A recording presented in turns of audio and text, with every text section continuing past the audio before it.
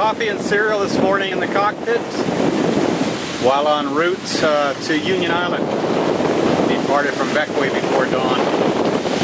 I just want to put a little more distance between me and the tropical depression, which looks like now it's possibly going to hit Martinique, and shouldn't cause me any problem until a couple of days from now, when the winds will be up around 35 knots.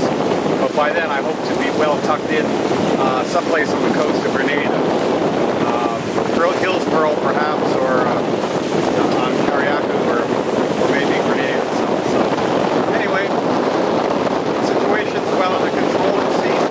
I'm away Union Island now to check into customs and check out again as I keep pushing south.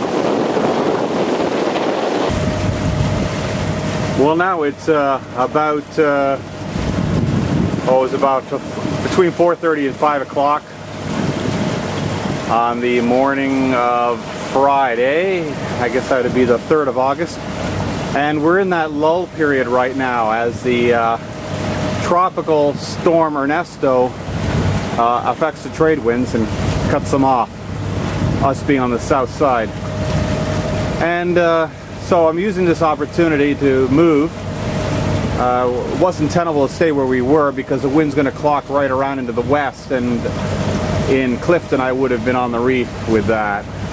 So the wind is going to stay light as it's in the westerly quadrant, so I'm going to go over to Chatham Bay, and then by the time it swings back to the east and grows very much stronger, I should be nicely protected in that deep-shouldered bay. So anyway, we're on our way. Before dawn. That's Frigate Island. It was a very windy day, and the wind didn't really ease off until perhaps, just about an hour ago or less. I was waking up occasionally. And there's that dark cloud there you can see on the horizon. That's got to be part of Ernesto there. I just saw some lightning in it.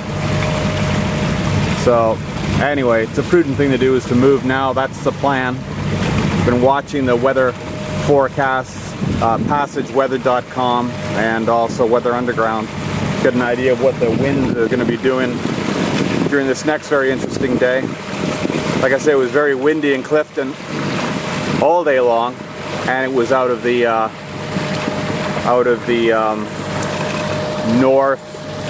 northeast, which is kind of unusual, especially for this time of year.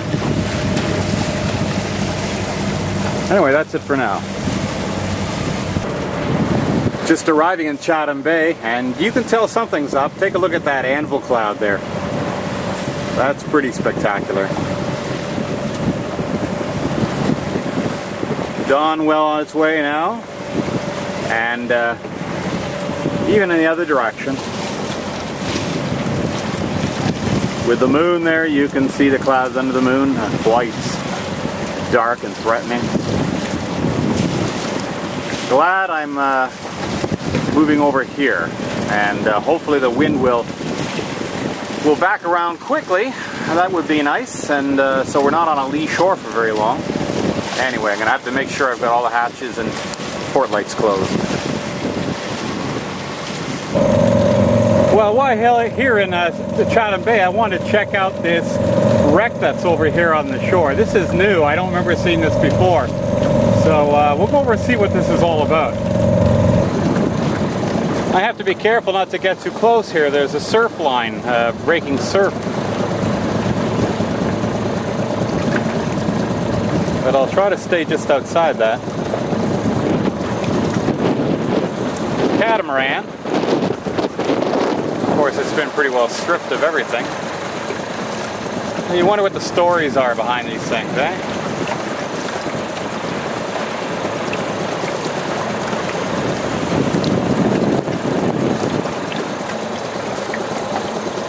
Starboard portion of the hull is gone.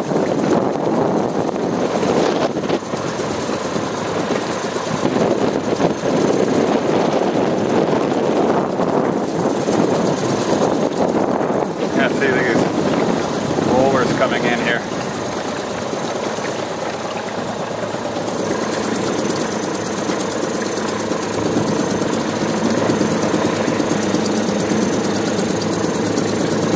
Oops, okay, getting a little too close here. Oh, okay.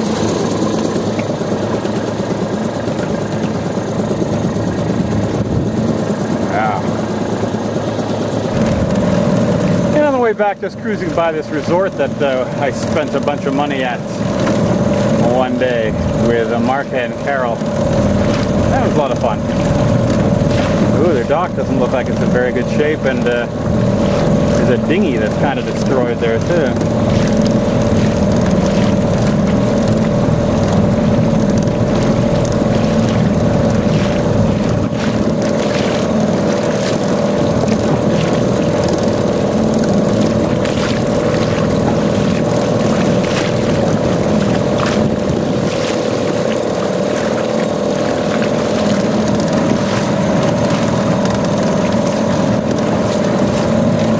I guess there must be people around. There's stuff hanging out on the sand, but I don't see anybody at all.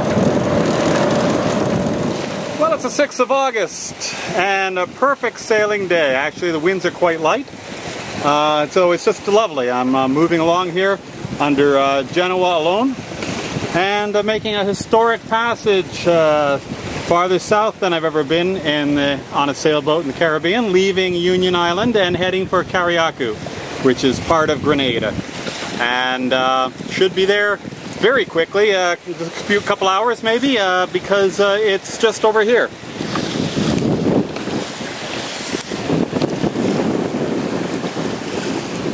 You can see it right from Union quite clearly, not far at all,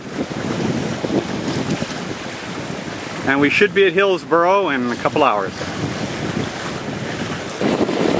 The poor old dinghy engine didn't sound at all good this morning when I gave it some full starts. It didn't want to start, first of all, at all, and it sounded surprisingly like there was salt in the bearings or something. Imagine that.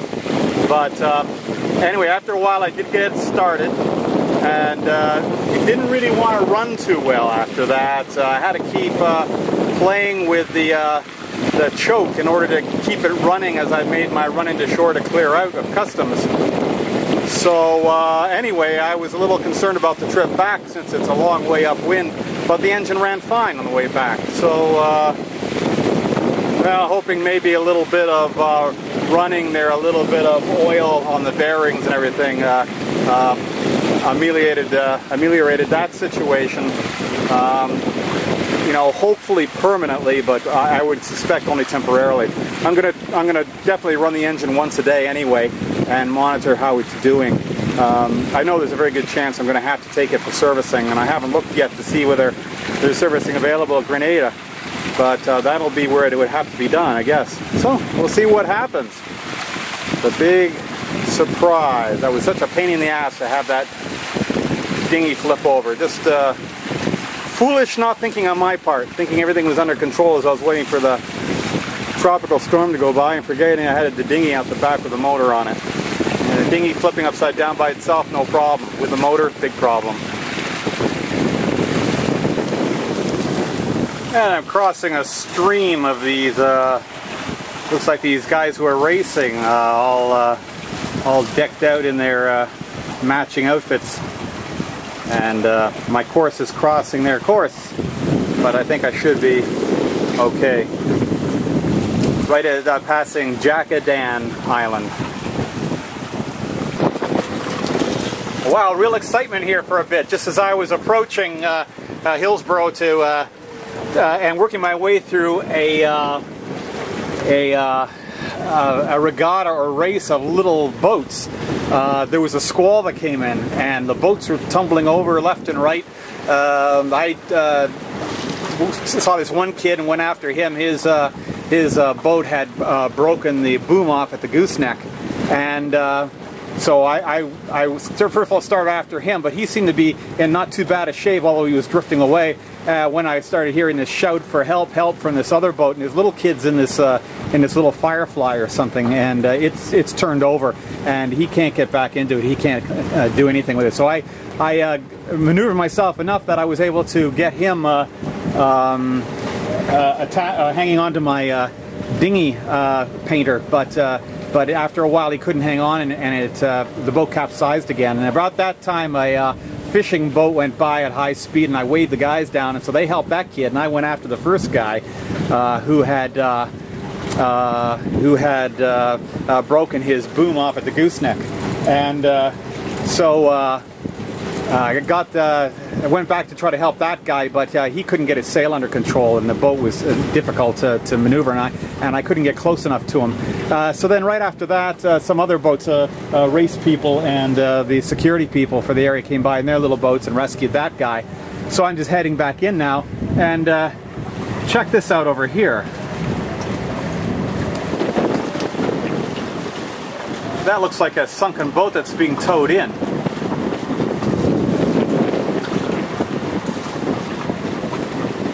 So I'm telling you, it was real pandemonium here for a little bit, but I was able to help out a bit, which was neat. There was no other big boats that were out here except for me, so I did what I could, and at least I was able to mark the position of where these guys were, so other smaller, more suitable boats were able to get in and really help them.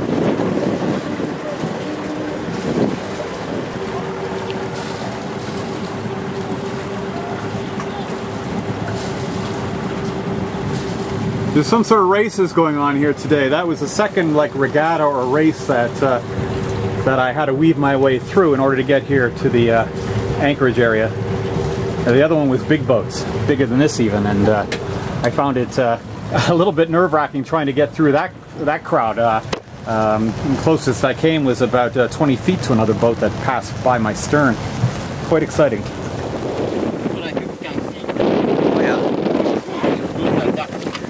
Oh, I see. Yeah. Ah. Okay. Oh, okay. Yeah, nice. Yes, right. You get a shot. Yeah, I got it. Yeah. Okay, thanks.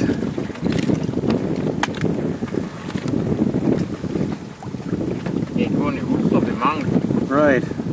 That's the reason why we call it mangrove oysters. Okay. How long have you been doing this? Oh, well, all my life. Oh, yes. Let me see, for about 35, 37 years. Okay. Yeah, all my life.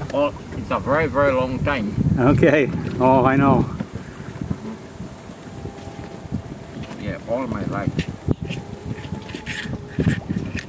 Is every year about the same harvest for those things? Oh, or? Yeah, sure. We never run out. Oh, that's good. Yeah. Never run out at all. Well, there you go. It's all in the presentation. And I haven't got any kind of a large platter or anything. And of course I had to return the platter to him that he gave me. But this is what the story is. And so we'll see what these mangrove oysters taste like. I'd heard about them in the cruising guide. So a little bit of lime, and he said horseradish, but I haven't got any horseradish. But we'll try a little bit of lime and see how that tastes. Okay, so that was Warrior, and Warrior getting me a little bit of mangrove oysters. So to fortify myself here, I've got some Côte du Rhône. It's just trying to convince myself that it's going to be something good here, and I've got some limes. So we're going to try to put a little bit of lime juice on the oyster, and this came right off the mangrove root, so we'll see. Drum roll, please.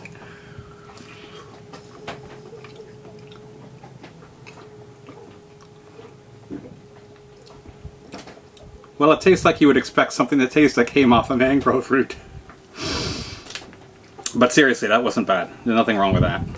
It, you know, I don't know if it was worth 42 EC, but anyway, getting in touch with nature.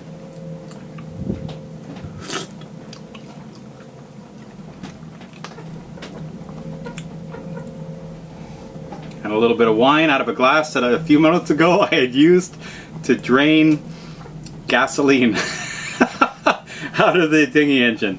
What are you going to do? I've got no other glass containers. Let's see if I can smell or taste any gasoline in it. Did I clean this glass? Yeah, I think I did. Well, living high on the hog today. Yeah, that's the second old ship I've seen piled up on the shore of Carriacou. Well, anyway, we are departing Carriacou now, Tyrrell Bay. I can't say I was terribly impressed with the bay. It's supposed to be well protected, but it was actually periodically rolly, which wasn't very pleasant. So, you know, and the restaurants were nothing to write home about. There was really nothing to do there. So I'm heading off for Grenada now. This is my last passage of this particular trip. So that's kind of exciting. Once I get to Grenada, I will have done the Lesser Antilles from the Virgin Islands all the way down to Grenada, basically from one end to the other. And it will be the end of a long single-handing trip. And that's kind of exciting. I'm going to go down the eastern side of the island, the windward side, and go all the way to the bottom to Fer Bleu Bay, or Blue Lighthouse Bay. And all the bays along the bottom end there are supposed to be excellently protected, and I don't expect to have any trouble with swells or anything like that. So we'll see what happens.